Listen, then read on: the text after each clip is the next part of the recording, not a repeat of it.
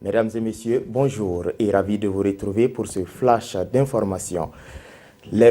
Pour ce 8 mars, les femmes gendarmes ont laissé parler leur cœur. Elles sont allées témoigner leur solidarité à l'association dénommée Réveillez-vous, bons citoyens, ainsi qu'à la cour de solidarité de Paspanga. Deux centres qui abritent des personnes qui vivent dans des conditions difficiles. Cette visite des femmes gendarmes a été ponctuée par des dons de matériel de rééducation, ainsi que des vivres. L'Association des élèves et étudiants musulmans du Burkina et le Centre d'études, de recherche et de formation islamique a commémoré la 160e journée mondiale de la femme à travers la journée de la sœur musulmane. Par des versets coraniques, les conférenciers ont démontré que la femme dans l'islam est considérée comme une perle rare. Ils ont également mis un accent sur son rôle dans l'éducation des peuples. Cette journée de la femme musulmane a été célébrée autour du thème « Défi de la femme dans une société en crise de valeurs ». Le mardi dernier, les élèves du lycée municipal de Nongre-Massom ont reçu une formation sur les dangers des technologies de l'information et de la communication, organisée par la Commission d'information et des libertés.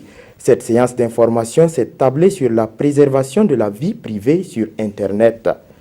Ainsi, les 630 élèves du lycée municipal de Nongre-Massom ont été outillés sur les différentes stratégies à adopter pour éviter les pièges des technologies de l'information et de la communication. Au Sénégal, le maire de Dakar a été arrêté et mis en prison. Avec 5 de ses collaborateurs, il est inculpé pour détournement de fonds publics qui s'élèverait à 1,830 milliard de francs CFA. Pour le collectif d'avocats du maire, cette incarcération vise à freiner les ambitions politiques de leurs clients et l'empêcher de se présenter aux prochaines élections. Wikileaks a encore fait des révélations. Cette fois-ci, il dévoile des milliers de logiciels malveillants mis au point par le renseignement américain pour prendre le contrôle des smartphones et autres appareils qui se connectent à Internet.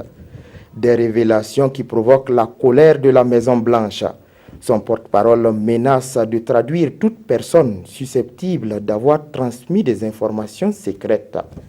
C'est tout pour ce flash d'information. Merci pour votre attention. Coup de froid Basier vous retrouve à 13h pour d'autres actualités.